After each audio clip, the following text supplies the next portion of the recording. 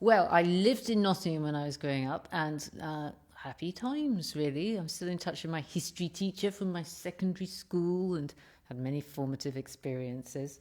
And then it was my first proper job, actually, working at Bolsover Castle for English Heritage. And it's just a great place to work. If you know what it looks like, it's a sort of fantasy, gothic, romantic, chivalric recreation of a castle stuck on a hilltop in Derbyshire. It's also very windy there. And you learned about the castle by accident in a library. You found a book about the castle and fired your imagination, and years later you got a job there. That's how I came to be working there. When I was doing my history degree, I happened to pick up a book in the library one day, and I saw pictures of this amazing place, and I thought, ooh, and that just sort of planted some sort of a seed. And so later when I saw this job advertised, I thought, that's for me, that's for me. Wanted it so much, and I was really lucky to get it. I know that now.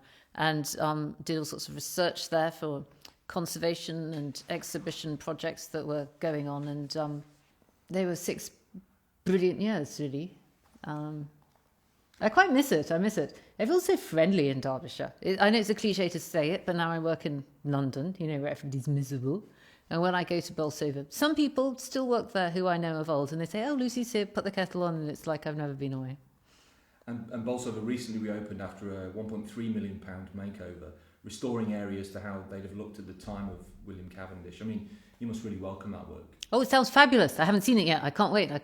I've heard rumours about tapestries and soft furnishings and making the little castle come to life a little bit more.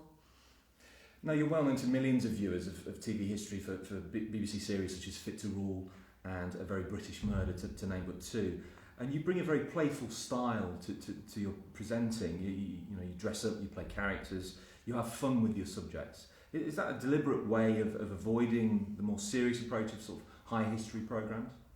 Well, I just like to enjoy myself if I can at work, and some of the things I do may at first sight appear to be trivial or silly, but I see myself, I've got a secret plan here. I see myself as the thin end of the wedge.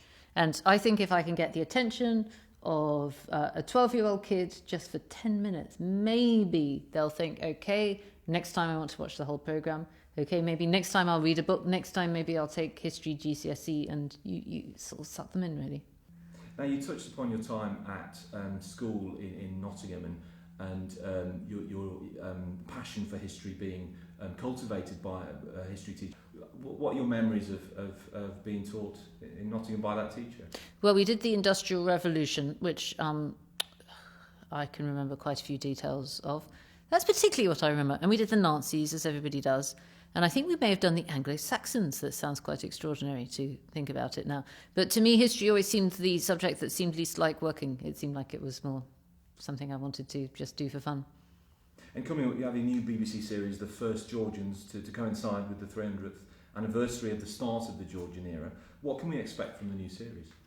Well, 2014. Everybody knows it's the anniversary of World War I, right? But it's also 300 years since the start of the Georgian age in 1714. So quite a lot of museums, and the BBC are having a big do, and there's lots of events and so on going on celebrating the Georgians.